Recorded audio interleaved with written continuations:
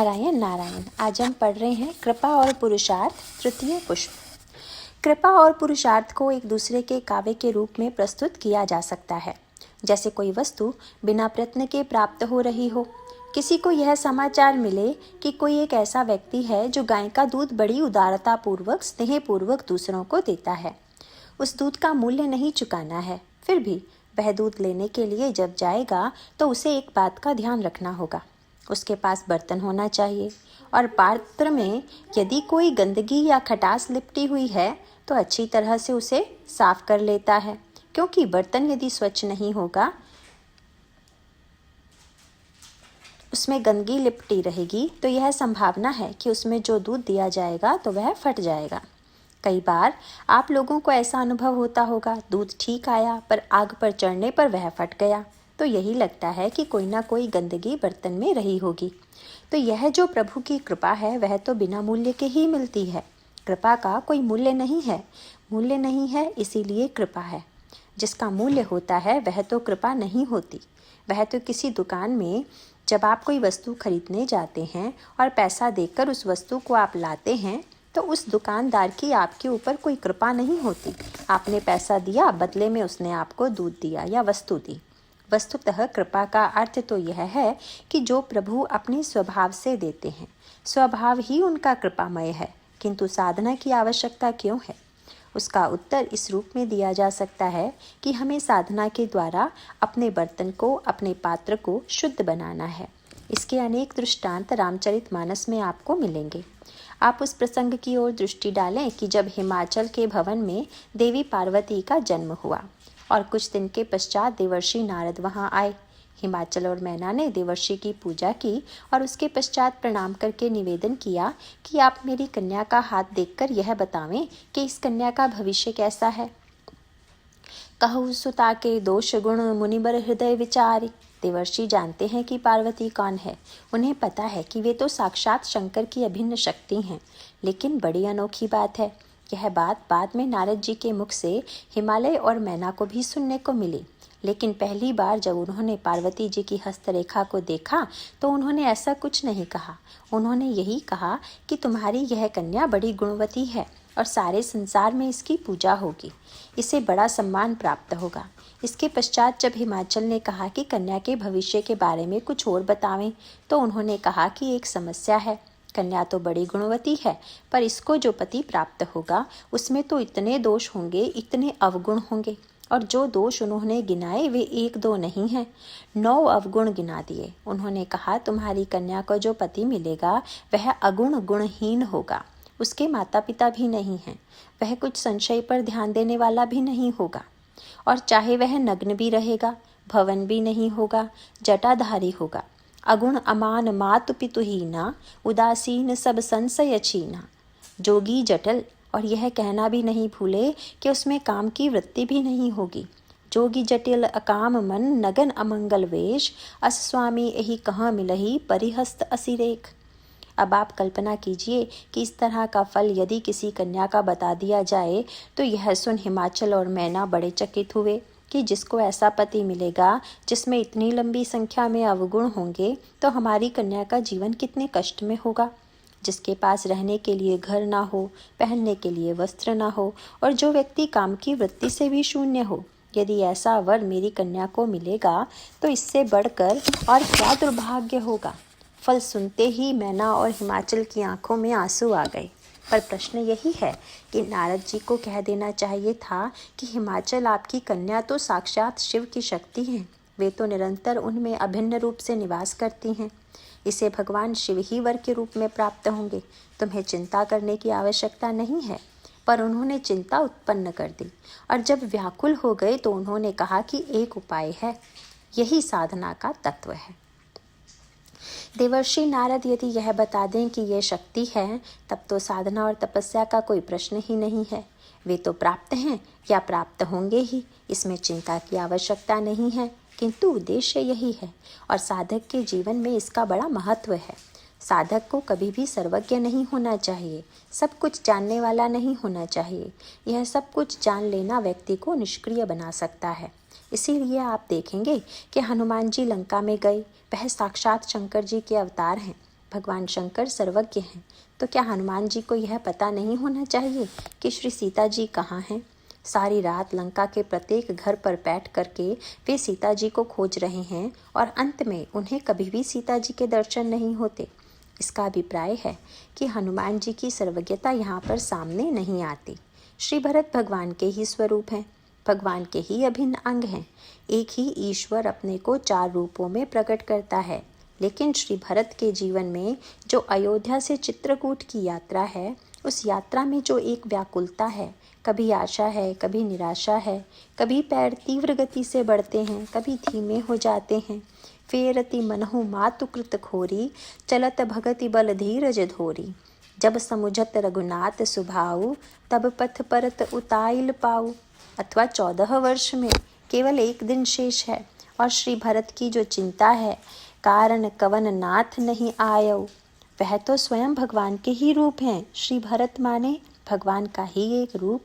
इसीलिए प्रभु ने हनुमान जी से जो वाक्य कहा कि तुम जानहु कपि मोर सुभाऊ, भरत ही मोहि कछु अंतर काऊ। क्या भरत में और मुझ में कोई अंतर है? श्री भरत और श्री राम में अंतर नहीं है, पर भरत जी को तो यही पता नहीं है कि प्रभु आ रहे हैं कि नहीं। इस प्रसंग का तात्पर्य यही है और सर्वत्र यह सूत्र सामने आएगा। नारद के प्रसंग में भी इसी ओर आपको संकेत मिलेगा। जब हिमाचल और मैना व्याकुल हो गई तो उन्होंने ज्योतिषी महाराज से पूछा कि महाराज, यदि ग्रह विपरीत हैं तो शांति का कोई उपाय है क्या? बोले, जे जे बर के दोष बखाने, ते सब शिव पहई में अनुमाने। वर के जितने दोष मैंने बताए हैं, ये सब के सब शंकर जी में मिलते हैं। और शंकर जी ऐसे हैं कि यदि उनसे विवाह हो जाए, जो विवाह शंकर सन होई, 200 गुण सम कह सब कोई। शिव ऐसे हैं जो दूषण को भी भूषण बना लेते हैं। तो ऐसी स्थिति में तुम्हारी कन्या का विवाह यदि शिव से हो जाए, वस्तुतः ज्योतिष का फल वहाँ पर अपने आप में सही होते हुए भी परिणाम में भिन्न होगा। आप देखेंगे कि नारद जी कह सकते हैं कि ठीक है, मैं जाकर भगवान शिव के पास परिचय दूंगा, प्रस्ताव रखूंगा। लेकिन नारद जी जो बात कहते हैं वह कितने महत्व की है कि ठीक है, शंकर जी बड़े उदार तो हैं, पर तुम्हारी कन्या यदि उन्हें पाना चाहती है तो तपस्या करे। शब्द यही है, जो तपु करे कुमारी तुम्हारी, भावेउ मेटि सकहि त्रिपुरारी। शंकर जी भावी को, प्रारब्ध को मिटा सकते हैं और तुम्हारी कन्या यदि तपस्या करे तो उसके भविष्य और भावी को मिटाने में शिव समर्थ हैं। ये सब कल्पित बातें हैं, कोई भावी नहीं है, कोई संकट नहीं है, लेकिन वे तो बड़ा भारी भय उत्पन्न कर देते हैं। यह तपस्या की ओर प्रेरित करने का अभिप्राय क्या है? आप देखते हैं कि जब कोई सोने का एक बर्तन बनावे, मूर्ति बनावे या गहने बनावे, तो उसे वह रूप देने के लिए सोने को कितनी ही प्रक्रियाओं से गुजरना पड़ता है। वह बर्तन, मूर्ति अथवा आभूषण का रूप तब धारण कर पाता है। तपस्या क्या है? तपस्या एक अग्नि ही तो है। और इसका अभिप्राय यह है कि देवर्षि यह चाहते हैं कि नहीं, शिव अभिन्न हैं और उनकी प्राप्ति सहज है, अथवा वे परम कृपालु हैं, यह सब नहीं। वे कहते हैं कि शंकर जी दुराराध्य पै, अर्थात दोहरी बातें कर रहे हैं। दुराराध्य पै अहि महेशु। शंकर जी वैसे तो दुराराध्य हैं, लेकिन आशुतोष पुनि किए कलेसु। वे दुराराध्य भी हैं और आशुतोष भी हैं, लेकिन आशुतोष शिव को पाने के लिए थोड़ा क्लेश तो उठाना ही पड़ेगा। देवर्षि नारद ने जो सूत्र दिया वही कृपा और साधना को समझने का सर्वश्रेष्ठ सूत्र है। इसका अभिप्राय है कि भगवान की कृपा को समझ लेना। कृपा कठिन नहीं है, कृपा को कृपा समझना बड़ा कठिन है। कृपा होना कठिन नहीं है। कृपा को ग्रहण करने के लिए जैसी पात्रता चाहिए वह पात्रता व्यक्ति में नहीं होती, तो साधना का उद्देश्य है हम अपने में पात्रता की सृष्टि करें। इसीलिए देवर्षि नारद उनसे आग्रह करते हैं। और अब बड़ा संकट है, माता पिता बड़े व्याकुल कि हमारी कन्या अत्यंत सुकुमार है।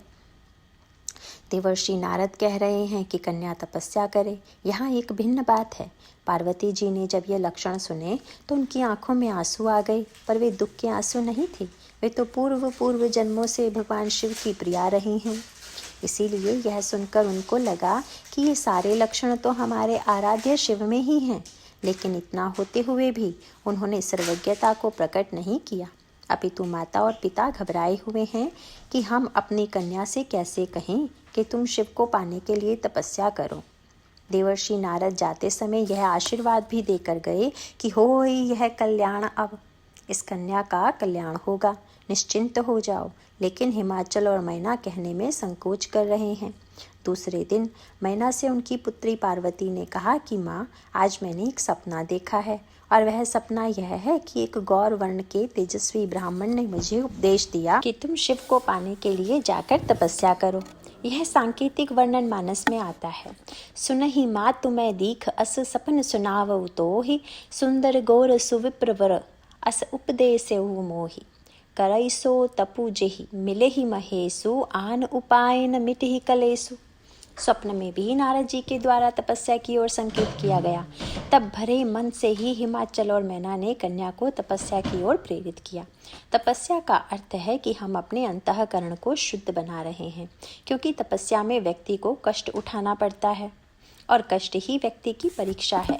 जैसे यदि हम किसी मूल्यवान वस्तु को पाना चाहते हैं तो हमारे मन में उसके लिए सच्ची लगन होगी, उसके लिए हम बड़े से बड़ा कष्ट उठाएंगे। यदि उस वस्तु के लिए हमारे मन में महत्व नहीं होगा तो स्वाभाविक है कि हम पूरा मूल्य चुकाने के लिए अपने आप को प्रस्तुत नहीं पाते हैं।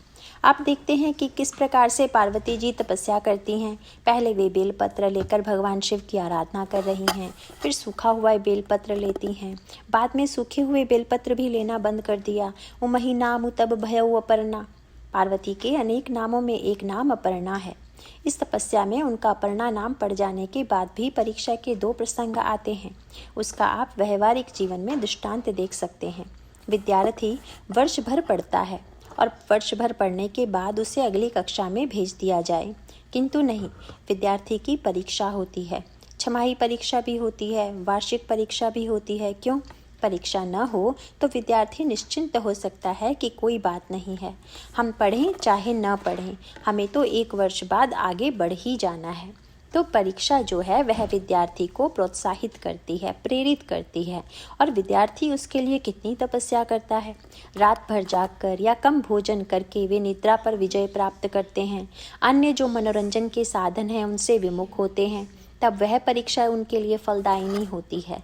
ठीक इसी प्रकार से आप देखेंगे कि पार्वती जी कौन हैं। आध्यात्मिक अर्थों में यदि देखें और जिससे आप परिचित भी हैं कि भवानी शंकरौ वंदे श्रद्धा विश्वास रूपिणौ। पार्वती मूर्तिमती श्रद्धा है और जिस श्रद्धा की यह परीक्षा थी वह तो पवित्र और निर्मल श्रद्धा है। परीक्षा जैसा मैंने पहले कहा वार्षिक भी होती है, छमाही भी और 3 महीने में भी। इसका अभिप्राय है कि विद्यार्थी सतत सजग रहे। इसी तरह सप्तर्षियों के द्वारा 2 बार परीक्षा ली जाती है। एक बार तो देवर्षि नारद मंत्र और तपस्या विधि देकर चले जाते हैं। पार्वती जी तन्मय होकर उस जप और तपस्या में संलग्न हैं और तब सप्तर्षियों का आगमन होता है। परीक्षक कड़ा ही होना चाहिए, परीक्षक का उदार होना अच्छा नहीं है। विद्यार्थी यदि सुन ले कि परीक्षक उदार है तो वह प्रमादी हो सकता है कि परीक्षक तो सीधे साधे सरल हैं। इसीलिए पार्वती जी की परीक्षा के लिए 1 नहीं 7 महात्मा भेजे गए। और वे परीक्षा किस रूप में ले रहे हैं? उन्होंने आकर यह नहीं कहा कि आपका यह सुंदर स्वरूप और इतनी कठिन तपस्या यह आप क्यों कर रही हैं। अब जो संवाद इनके मध्य होता है उसमें पार्वती जी की अपने लक्ष्य के प्रति अविचल निष्ठा प्रकट होती है।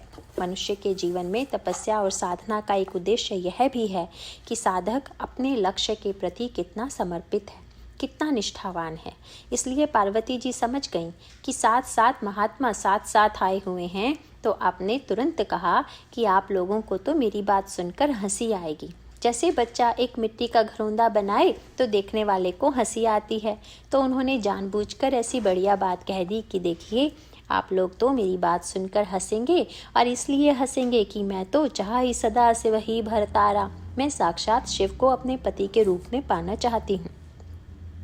सप्तर्षि भगवान शंकर को जानते हैं, उनकी महिमा जानते हैं। वे कह सकते हैं कि वाह बड़ा सुंदर संकल्प है, पर बड़ी कठिन परीक्षा हुई। बोले तुम्हारे गुरु कौन हैं? यह साधना तुम किसके कहने से कर रही हो? तो पार्वती ने कहा महाराज हमारे गुरु तो देवर्षि नारद हैं। इतना सुनते ही सप्तर्षि हंसे, बोले तुम्हें क्या नारद ही मिले? महर्षि नारद भी तो महापुरुष और देवर्षि हैं। ठीक हैं देवर्षि होंगे पर कोई विवाह विशेषज्ञ तो नहीं है। इसका अर्थ है कि जब आपको कोई रोग होता है तब उस रोग का जो विशेषज्ञ होता है उसके पास जाते हैं। यह नहीं कि आपको कोई अन्य रोग हुआ और आप किसी अन्य रोग के विशेषज्ञ के पास पहुंच गए। तो सप्तर्षियों ने कहा कि नारद योग्य तो है पर वे कोई विवाह विशेषज्ञ नहीं है। क्यों? बोले स्वयं तो विवाह किया नहीं। विवाह की जो समस्या होती है उसका उन्हें पता नहीं है और उनको एक शौक भी है कि स्वयं भी विवाह नहीं किया और दूसरों का भी विवाह नहीं होने देना चाहते। उनको जब लगता है कि ये विवाह के लिए बहुत बेचैन है तो सोचते हैं कि इसका ऐसा विवाह करा दो कि इसको जीवन भर कष्ट ही कष्ट मिले और विवाह होने के बाद भी ये विवाह से पूरी तरह दूर चला जाए। ऋषि हंसने लगे। सुनत वचन अभिहसे ऋषय गिरि संभव तव देह। अरे कोई बात नहीं, आखिर पत्थर की बेटी हो। सुनत वचन विहसे ऋषय गिरि संभव तव देह। नारद कर उपदेश सुनी कहो बस्यो किसुगे। आज तक आपने कभी सुना है कि नारद ने कभी किसी का घर बसाया है? सप्तर्षियों ने क्या याद दिलाया? बोले इतिहास बताता है कि दक्ष सुतन उपदेशन ही जाई तिन फिरी भवन उन देखा आई। भ्रमण करते हुए एक बार चातुर्मास करने के लिए नारद जी ठहर गए। दक्ष पुत्र महात्मा जी के संसंग में रोज आने लगे। नारद जी ने उन्हें ऐसा पाठ पढ़ाया कि वे घर बार छोड़कर साधु हो गए। तो एक और तो दक्ष और चित्रकेतु घर कर घरु उन घाला। उन्हें पता नहीं कि चित्रकेतु के घर को भी उन्होंने उजाड़ दिया है। कनक कसिपु कर पुनि असहाला। प्रहलाद को ऐसा भड़का दिया कि वह अपने बाप के विरुद्ध हो गया। तो नारद सिख जे सुनहि नर नारी अवसी होई तजी भवनु भिखारी। नारद जी का उपदेश जो भी सुनेगा वह घर जरूर छोड़ेगा और भीख मांगेगा। इसलिए क्या हो गया है तुम्हें? उन्होंने कहा कि क्या आप तपस्या करके विवाह करेंगी? अरे आपका सौंदर्य, आपके दिव्य गुण, उसे पाने के लिए तो वर को व्यग्र होना चाहिए। इसलिए छोड़िए आप तपस्या को और अब हम आपको बड़ा सरल उपाय बता रहे हैं। हमने विचार कर लिया है कि कौन आपके लिए योग्य पति हो सकता है। नारद जी के द्वारा पहले 9 अवगुणों की चर्चा चल चुकी थी, तो उन्होंने कहा कि जो वर हम बता रहे हैं उसमें 9 गुण हैं। शिव में 9 अवगुण, तुम्हारा गुरु, घर उजाड़ और जो तुम्हारा आराध्य है वह तो अवगुणों का पुंज है। पर हमने तुम्हारे लिए जिस वर का निर्णय किया है उसमें 9 गुण हैं। अति सुंदर सुचि सुखद सुशीला, गावहि वेद जासु जस लीला। दूषण रहित सकल गुण राशि, श्रीपतिपुर बैकुंठ निवासी। जिस वर के विषय में हम कह रहे हैं उसमें ये सब गुण हैं और उसे पाने के लिए तुम्हें तपस्या नहीं करनी पड़ेगी। तो क्या करना होगा? बोले असबरु तुम ही मिलाऊ आने। हम लोग जाकर उन्हें बता दें तब वे स्वयं आकर आपसे अनुरोध करेंगे। क्या अभिप्राय हुआ? ऐसा अनेक साधकों के जीवन में देखा गया है। चले गए हनुमान जी की उपासना करने, बहुत दिन के बाद भी कुछ नहीं हुआ तो किसी ने कह दिया कि प्रेत जो हैं वे बड़ी जल्दी प्रसन्न हो जाते हैं। तो साधक सोचता है कि हनुमान जी को छोड़कर चलो प्रेत को ही प्रसन्न कर लें, थोड़ा चमत्कार आ जाए, कोई विशेषता आ जाए। तो अनेक लोग ऐसे दिखाई देते हैं कि अरे भाई बड़ी लंबी साधना है, बड़ी पवित्रता है, बड़ी तपस्या है। वह व्यक्ति तो यही सोचता है कि अरे भाई कोई कार्य यदि सरलता से हो सकता है, जिनमें संकल्प के प्रति दृढ़ता नहीं होती, वह तो छोटा मार्ग, चाहे जो हो कुछ मिले तो इसमें क्या रखा है, पता नहीं मिलेगा कि नहीं मिलेगा। पार्वती जी ने सप्तर्षियों से स्पष्ट कह दिया, धन्य है, कैसी निष्ठा है, यही श्रद्धा की परीक्षा है। श्रद्धा की परीक्षा में दिखाई दिया कि उनमें लक्ष्य के प्रति कितनी दृढ़ता है। उन्होंने ऐसी सुंदर बात कही कि परीक्षकों को ही लगा कि हम ही लोग परीक्षा में अनुत्तीर्ण हो गए हैं। पार्वती जी ने कहा कि महाराज, आपने प्रारंभ ही में कहा कि मैं पर्वत की बेटी हूँ, तो पर्वत की बेटी को कोई उपदेश दे तो वह योग्य है क्या? पत्थर कहीं उपदेश सुनेगा? जब आपने मुझे मान ही लिया कि मैं पर्वत की बेटी हूँ, निश्चित रूप से श्रद्धालु व्यक्ति को पर्वत से जुड़ा ही होना चाहिए। पर्वत माने जो अचल है, अडिग है। और इसका अभिप्राय है कि व्यक्ति पीपल के पत्ते की तरह, पीपर पात सरिस मन डोला। जिनका मन पीपल के पत्ते की तरह जरा सी हवा में हिल जाता है, वे लोग क्या श्रद्धा करेंगे? श्रद्धा तो वहीं अडिग हो सकती है जहाँ हिमालय से उसका सृजन हुआ हो। तो उस अडिग अविचल रूप से श्रद्धा का जन्म हुआ है। इसके साथ साथ उन्होंने और भी व्याख्या कर दी। उन्होंने कहा, महाराज, पत्थर की बेटी होना क्या केवल दुर्भाग्य की ही बात है? बोले, आप तो यह जानते हैं कि सोना भी इन पहाड़ों से ही निकलता है, तो तो इसी प्रकार से हमारी यह जो अडिग निष्ठा है वह वस्तुतः जड़ नहीं है, उससे स्वर्णमयी श्रद्धा का जन्म हुआ है। पार्वती ने सप्तर्षियों से यही कहा कि मैं आपको बता देना चाहती हूँ कि यदि आप यह समझते हो कि शंकर जी मुझे नहीं मिलेंगे, कि मैं उनको प्रसन्न करना कठिन है, तो मेरा भी यह व्रत है। क्या? बोली, जन्म कोटि लगी रगर हमारी, बरहु संभुनत रहूं कुंवारी। करोड़ों करोड़ों जन्म तक मैं साधना करूंगी, तपस्या करूंगी, एक जन्म नहीं, यदि मुझे अनेक जन्म ग्रहण करने पड़े, करोड़ों जन्मों तक, तो भी मैं शिव से ही विवाह करूंगी, अन्यथा कुंवारी ही रहूंगी। मानो यह जो दृढ़ निश्चय है, इसकी परीक्षा तो साधक के जीवन में जब विपरीत परिस्थितियां आती हैं तो उसे कठिनाई प्रतीत होती है, पर ऋषि इतनी जल्दी हार मानने वाले नहीं थे। एक नया रास्ता निकाल लिया। बोले, अच्छा एक बात बताइए, नारद तो कपटी भी है। कपटी तन सज्जन चीन्हा, आप सरिस सब ही चह कीन्हा, तेहि के वचन मानि विश्वासा, तुम चहुपति सहज उदासा। भगवान शंकर में अवगुण चाहे जितने हों पर कपटी नहीं हैं। वे शरीर से ही नग्न नहीं हैं, मन से भी पूरी तरह नग्न हैं। तो शंकर जी कभी सत्य नहीं बोलेंगे। शंकर जी आकर यदि कहें कि यह तपस्या, तुम्हारा यह मुझे पाने का संकल्प सही नहीं है, तब तुम क्या करोगी? एक बड़ा सूक्ष्म प्रश्न था। सप्तर्षियों के इस प्रश्न के उत्तर में पार्वती जी ने जो कहा, तजौ न नारद कर उपदेसु, आप कहई सत बार महेसु। 100 बार भी शंकर जी आकर कहें तो नारद का उपदेश मैं नहीं छोड़ूंगी। इसका अर्थ तो यह हुआ कि आराध्य से गुरु का स्थान बड़ा है। आराध्य और गुरु में छोटे बड़े की बात तो भावना की होती है, किंतु यहाँ तो पार्वती जी ने कहा उसका तत्व क्या है। ये तो कह रही हैं कि यदि शंकर जी भी कहें, इसका अर्थ यह है कि एक साधक अपने आराध्य के लिए प्राण भी दे सकता है। लेकिन यदि आराध्य यह कहने लगे कि तुम मुझसे प्रेम करना छोड़ दो, तो तब वह आराध्य की बात मानेगा कि नहीं? और इसका अर्थ क्या है? तब तो वह यही कहेगा कि हम प्राण दे सकते हैं पर आपसे प्रेम करना नहीं छोड़ सकते।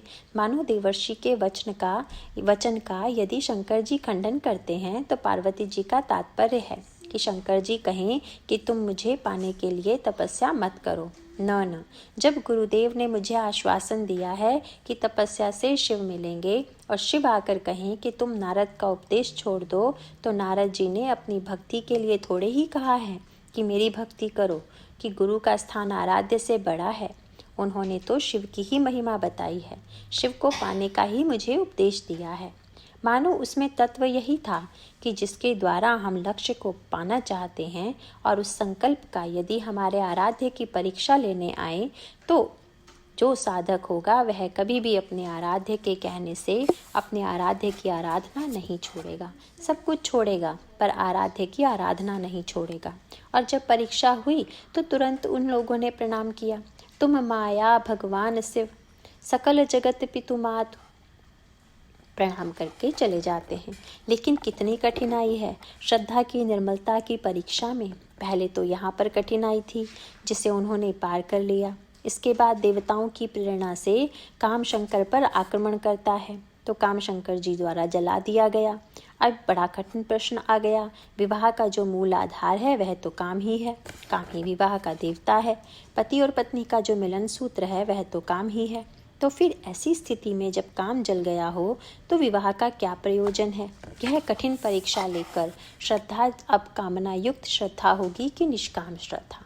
और तब सप्तर्षि फिर से आ गए और आते ही जोर जोर से हंसकर बोले, कहा हमार न सुने हूँ तब नारद के उपदेश, अब भा झूठ तुम्हारपन जा रहे हो कामु महेश।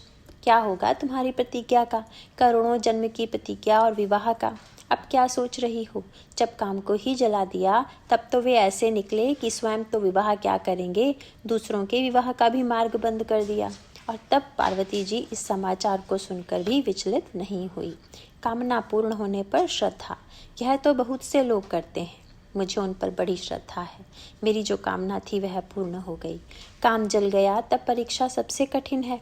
सप्तर्षियों ने विचारा कि इसे सुनकर पार्वती के मुख पर क्या भाव आएगा, पर उनके ओंठों पर हंसी थी। उन्होंने कहा कि आप समाचार देर से लेकर आए हैं, क्या हुआ? हम लोगों से पहले आकर कोई बता गया क्या? बोली नहीं, कोई बता नहीं गया, मुझे पहले से पता था। आप लोगों को इतनी देर के बाद अब पता चला है। अब आप लोग कहते हैं कि शंकर जी ने काम को जला दिया, पर मैं तो जन्म से जानती हूँ। हमरे जान सदा शिव जोगी, अज अनवत्य अकाम अभोगी। जो मैं शिव से ये अस जानी, प्रीति समेत कर्म मन बानी। तो हमार पन सुनहु मुनीसा, कर ही सत्य कृपा निधि ईसा। मानो यह सबसे कठिन परीक्षा थी। यही श्रद्धा की पराकाष्ठा थी। काम जल गया तो क्या हुआ, मैं भूल नहीं पाता हमारे मैथिली शरण जी का वह संस्मरण। जब छोटी अवस्था में थे तो किसी के यहाँ अखंड पाठ था, संपुट सहित। जही विधि नाथ होई हित मोरा, करहु सुबेगी दास मैं तोरा। बड़े उत्साह से पाठ चल रहा था। पत्नी कुछ अधिक भावुक थी। पति की इच्छा तो थी नहीं, पर पत्नी की इच्छा थी तो पाठ रख दिया गया। संयोग ऐसा हुआ कि वह गुसल खाने में और पैर फिसल गया, गिर पड़े। और गिर ही नहीं पड़े, हड्डी टूट गई। तो उस गुसल खाने से सबसे पहले उन्होंने चिल्लाकर यही कहा कि पाठ बंद करो। जही विधि नाथ होई हित मोरा, करहु सुबेगी दास मैं तोरा। यही मेरा हित है क्या, हड्डी टूट गई मेरी, बंद करो यह सब। तो इसका अर्थ यह है कि हमारी इच्छा के विरुद्ध जरा भी कुछ हो जाए तो हम पाठ बंद कर देना चाहते हैं, पूजा बंद कर देना चाहते हैं। यह श्रद्धा नहीं है, यह तो केवल एक तात्कालिक व्यापार वृत्ति है और उसे हम श्रद्धा का नाम दे देते हैं। एक कामना का लेश नहीं है, पर यह तो हम सभी देखते हैं कि जब किसी के प्रत्यक्ष व्यवहार में काम जल जाए और उसे सुनकर भी पार्वती जी के मन में कहीं कोई श्रद्धा का अभाव न हो, उस समय आप फिर देख लीजिए। यह क्रम है। पार्वती जी तो परीक्षा में उत्तीर्ण हो जाती हैं, पर माता मैना वह तो बड़े संकट में पड़ गई। विवाह निश्चित हो गया, दूल्हा आ रहा है, और दूल्हा जब सचमुच द्वार पर आकर खड़ा हो गया तो बुद्धि रूपा जो मैना है और अटल निश्चय रूप हिमालय है, उन्हीं से श्रद्धा रूपा पार्वती का जन्म हुआ है। बुद्धि विचलित बहुत जल्दी होती है। बुद्धिमान व्यक्ति भी अनेक बार विचलित हो जाता है। और जिस समय दूल्हा आया, बड़े प्रसन्न मन से सोने के थाल में दीपक सजाकर आरती उतारने के लिए जाती हैं। लेकिन जब देखा तो गोस्वामी जी ने लिखा है, कंचन थार सोह बर पानी, परिछन चली हर ही हर्षानी। हर्षित होकर हर का परिछन करने चली, पर हर नाम हर ही तो नहीं है ना। गई हर समझकर, पर सामने कौन दिखाई दिया। बोले विकट वेश रुद्र ही जब देखा। गई हर समझकर, दुख के हरण करता समझकर सामने देखा तो यह तो दुख हरण करने वाला नहीं, महादुख देने वाला है।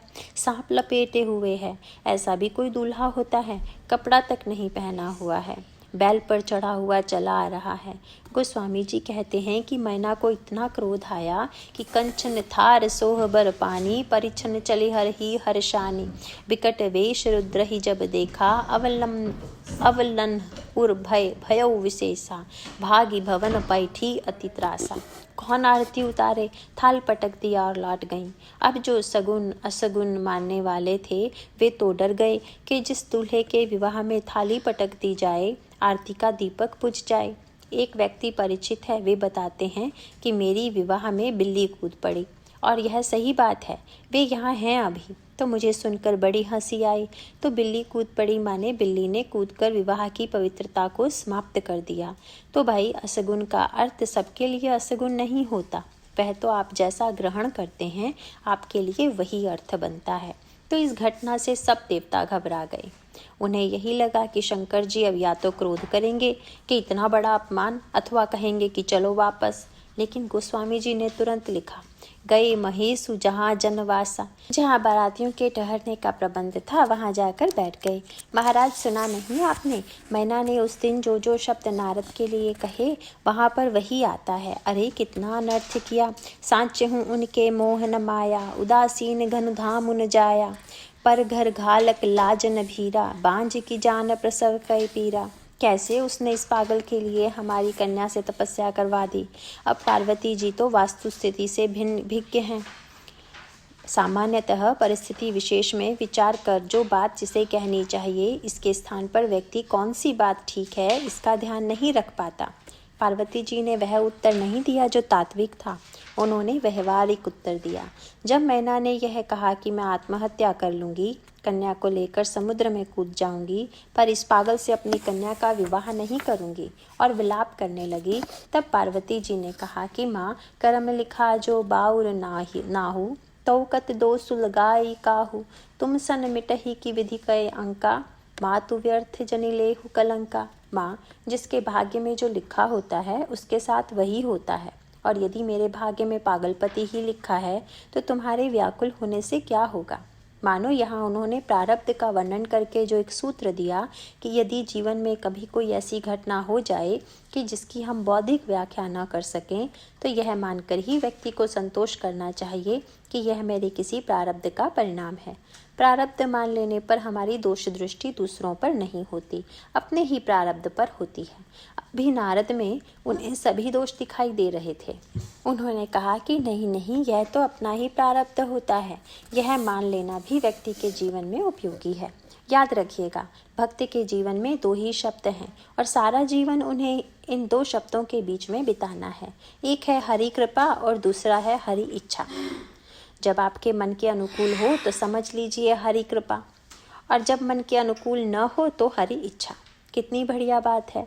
कृपा माने हमारी जो इच्छा है उसे उन्होंने पूरा कर दिया, और हरि इच्छा माने उनकी जो इच्छा हुई वह उन्होंने किया। तो चाहे हमारी इच्छा वे पूरी करें, चाहे अपनी इच्छा हमसे पूरी करावें। इसीलिए भक्त लोग कृपा की बात तो कहते ही हैं। इसके पहले जब सती जी के मन में मोह हुआ, शंकर जी के कहने पर भी दूर नहीं हुआ, तो शंकर जी के मुंह से क्या निकला? हरि इच्छा भावी बलवाना, हृदय विचारत शंभु सुजाना। यही हरि की इच्छा होगी। कृपा हमें तत्काल अनुकूल और सुखद प्रतीत होती है, पर हरि की इच्छा में उनकी कृपा छिपी रहती है और वह दूरगामी सिद्ध होती है। इसीलिए प्रशांत हो जाते हैं। यह जो हरि इच्छा है यही परिणति है।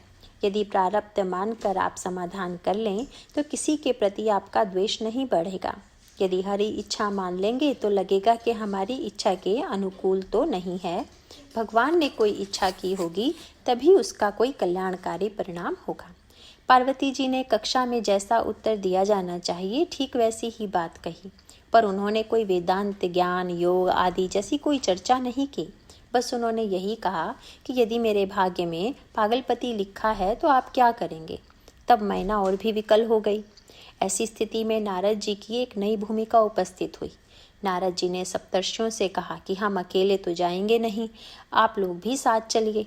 अकेले जाने पर पता नहीं कैसा स्वागत हो, कितना क्रोध होगा उन्हें मुझ पर कि साधु ने मेरे घर को उजाड़ दिया, मेरी कन्या से तपस्या करवा दी। जो सप्तर्षि नारद जी के साथ हो लिए, ये वही नारद जी हैं जो प्रारंभ में यह बता चुके थे कि वर में ये दोष हैं, लेकिन कन्या की तपस्या से वह दूर होगा। अब वही नारद जी तत्वमय उपदेश देते हैं। बोले, मैना तुम इतनी चिंतित क्यों हो? बोली, महाराज अपनी बेटी के लिए चिंता मैं नहीं करूंगी तो क्या आप करेंगे? आपकी तो कोई बेटी नहीं है। नारद जी ने कहा, आप जानती नहीं हो, यह आपकी बेटी नहीं है तो आप इनकी बेटी हैं। मयना सत्य सुनहु मनबानी, जगदम्बा तव सुता भवानी। और यह जो कह रही हो कि शिव से इनका विवाह नहीं करूंगी, सदा शंभु अधरंग निवासिनी, अर्धंग निवासिनी, जग संभव पालन लयकारिणी, निज इच्छा लीला बपुधारिणी। नारद ने उपदेश दिया, कितना आनंद आया। गोस्वामी जी ने कहा, इस उपदेश को सुनते ही बुद्धि में आया हुआ संशय मानो दूर हो गया। और तब मयना हम हिमवंतु आनंदे, पुनि पुनि पार्वती पद बंदे। उसके पश्चात कितने आनंदमय रूप में कन्यादान करते हैं। और उसके बाद मैना शंकर जी से कहती हैं, हिमाचल कहते हैं, का देऊं पूरन काम शंकर, चरण पंकज गई रहो। इसका सूत्र यह है कि व्यक्ति जब साधना करता है तब साधना में अंतःकरण में छिपे हुए जो अनेक दोष हैं, कमियां हैं, जो वैसे सामने दिखाई नहीं देते हैं पर वे प्रायः आती हैं या आ सकती हैं, साधना में जब उनका निराकरण हो जाता है, साधक का अंतःकरण उसको ग्रहण करने योग्य हो जाता है, उसके बाद कृपा का जो आनंद होता है, उसके पहले वह कृपा को कृपा के रूप में नहीं समझ पाता, नहीं समझ पाएगा। यह इसका संकेत है। यही सर्वत्र है। महाराज श्री दशरथ के अंतःकरण में पुत्र के अभाव की व्याकुलता है, व्यग्रता है। इससे वे गुरु वशिष्ठ के पास जाते हैं। गोस्वामी जी कहते हैं, एक बार भूपति मन माही, भय ग्लानि मोरे सुत नाही। गुरु ग्रह गयो तुरत महिपाला, चरण लाग करि विनय विशाला। गुरुदेव सब कुछ होते हुए भी पुत्र नहीं है, तो क्या गुरुदेव नहीं जानते कि ये जो दशरथ हैं अपने पूर्व जन्म में मनु थे, इनको भगवान पुत्र होने का वरदान दे चुके हैं। उन्होंने बिल्कुल नहीं कहा। और यह कैसी अनोखी बात है कि दशरथ को अपना पूर्व जन्म याद नहीं है। साधक को पूर्व जन्म की याद न रहने में भी कल्याण होता है। इसका अभिप्राय है कि दो तरह से संसारी लोगों को भी पूर्व जन्म की याद नहीं रहती तो अच्छा ही होता है, क्योंकि इसी जन्म में उसके पास जितनी स्मृतियां हैं उसी से इतने शत्रु मित्र बन गए हैं। तब ऐसे में यदि पूर्व जन्मों की स्मृति आने लगे तो चलना कठिन हो जाएगा। जिधर देखेंगे उधर ये वो था, इसने ऐसा किया था। गुरु वशिष्ठ ने नहीं बताया। मनु को तो याद है नहीं कि वह अब दशरथ है। तब गुरु कहते हैं तुम्हें पुत्र होगा, पर यह भी कह सकते थे कि अच्छा मैं आशीर्वाद देता हूँ तुम्हारे पुत्र हो जाएंगे, पर ऐसा भी नहीं किया। बोले धरऊ धीर होई सुतचारी, त्रिभुवन विदित भय भगत भयहारी। महाराज दशरथ ने गुरुदेव से याचना की कि गुरुदेव आपके आशीर्वाद, पर गुरु ने कहा नहीं नहीं, मेरे आशीर्वाद से नहीं होंगे। पुत्रेष्टि यज्ञ करोगे तब पुत्र होंगे, और पुत्रेष्टि यज्ञ का आचार्य भी मैं नहीं बनूंगा, श्रृंगी ऋषि बनेंगे। कितनी मनोवैज्ञानिक बात है। किस तरह से साधना के द्वारा गुरु समाधान प्रस्तुत करते हैं। इसका अर्थ है कि गुरु कह सकते हैं कि पूर्व जन्म में भगवान राम तुम्हें आशीर्वाद दे चुके हैं कि वे तुम्हारे पुत्र के रूप में जन्म लेंगे। क्या यह कह देते कि मेरे आशीर्वाद से पुत्र होगा तो महाराज दशरथ के जीवन में जो व्याकुलता थी और फिर बाद में यज्ञ की भावना का उनके मन में जो उदय हुआ और उससे जो यज्ञ की महिमा प्रतिष्ठापित हुई वह न हुई होती। मानो उन्होंने उस कामना को भी यज्ञ की दिशा में मोड़ दिया। श्रृंगीर सही वशिष्ठ बुलावा, पुत्र काम शुभ यज्ञ करावा। बिना यज्ञ के भी पुत्र हो रहे हैं और होते ही रहते हैं, लेकिन यज्ञ के द्वारा पुत्र प्राप्त होना, इसके मूल में जो दर्शन था वह कितना विलक्षण था। यज्ञ के द्वारा पुत्र प्राप्त हुआ और उसका सुफल आपको तब दिखाई पड़ा जब वे विश्वामित्र के यज्ञ में बाधा पड़ रही है और उन्हें लगता है कि हरि बिनु मरहि न निश्चर पापी। राक्षसों का वध बिना भगवान की कृपा, बिना हरि कृपा के नहीं होगा। तब विश्वामित्र महाराज दशरथ से याचना करने जाते हैं। महाराज दशरथ के मन में अपने पुत्र के प्रति इतनी ममता है कि उन्होंने कहा कि महाराज सोचिए, कहाँ निश्चर अति घोर कठोरा, कहाँ सुंदर सुत परम किशोरा, और वह भी चौथे पन पायो सुतचारी। क्या स्वभाव होता है। यदि एक ही पुत्र होता तो कहते कि चौथी अवस्था में एक ही पुत्र है, वह मैं कैसे दे दूं। मानो 4 कम है, और फिर शब्द क्या कहे, चौथे पन माने वृद्धावस्था। मनुष्य की 4 अवस्थाएं होती हैं, 4 अवस्था में 4 बेटे। पर कहते हैं राम देत नहीं बनई गोसाई। तब उस यज्ञ दृष्टि का प्रयोग गुरुदेव के द्वारा होता है। और जब वे कहते हैं कि मैं नहीं दे पाऊंगा, तो तब वशिष्ठ बहुविधि समझावा। गुरु वशिष्ठ ने बहुत प्रकार से समझाया और याद दिलाया कि राजन, वह दिन याद करो जिस दिन तुम मेरे पास आए थे, तुम्हारे पुत्र नहीं था। हाँ महाराज, कैसे हुआ? आपकी कृपा से पुत्रेष्टि यज्ञ से तुम्हें पुत्र प्राप्त हुआ। श्रृंगी ऋषि के आचार्यत्व से तुम्हें पुत्र प्राप्त हुआ। राजन, यज्ञ से तुम्हें पुत्र प्राप्त हुए और आज एक महात्मा के यज्ञ पर संकट आया हुआ है। तुम्हें यज्ञ से 4 पुत्र प्राप्त हुए और तुम 2 देने में भी नाही कर रहे हो।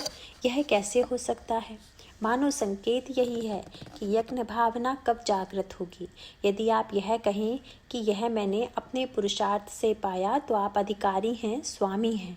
पर जब आपने किसी वस्तु को देवता की कृपा से पाया है तो आपके मन में कृतज्ञता होती है और आपका जो लक्ष्य है उसकी अपेक्षा बहुत अधिक है। इसीलिए फिर वह आनंददायक बात आती है। उन्होंने कहा कि तुम क्यों संकोच कर रहे हो, तुम पुत्र को देकर तो देखो। किसी कृपण से कहा गया कि दान दीजिए, ब्याज सहित चुकाएंगे। हाँ हाँ तो ले जाइए। तो यही हुआ। जब जनकपुर से निमंत्रण आया और विवाह के मंडप में महाराज दशरथ ने 4 पुत्रों का विवाह होते देखा तो गुरु वशिष्ठ ने कहा कि देखो, तुमने 2 को दिया और मिथिला से 8 को लेकर लौटोगे, तो यह तो बड़ा लाभप्रद रहा। इस यात्रा में प्रभु के द्वारा यह जो यज्ञ की वृत्ति, विश्वामित्र के यज्ञ की रक्षा, जनक के यज्ञ की रक्षा, इसका अभिप्राय है कि जब हमारे जीवन में केवल कृपा के नाम पर आलस्य और कुछ न करने की वृत्ति होती है, तब न तो हम कृपा को समझ पाते हैं और न उसे ग्रहण कर पाते हैं। उसके द्वारा हमारे जीवन में तमोगुण और आलस्य की संभावना है। जब कोई व्यक्ति साधना करता है तो अंतःकरण शुद्ध होता है, पवित्र होता है और सचमुच तब भगवान की कृपा के रूप में दिखाई देती है। इसके बाद की चर्चा अगले व्याख्यान में। बोलिए सियावर रामचंद्र की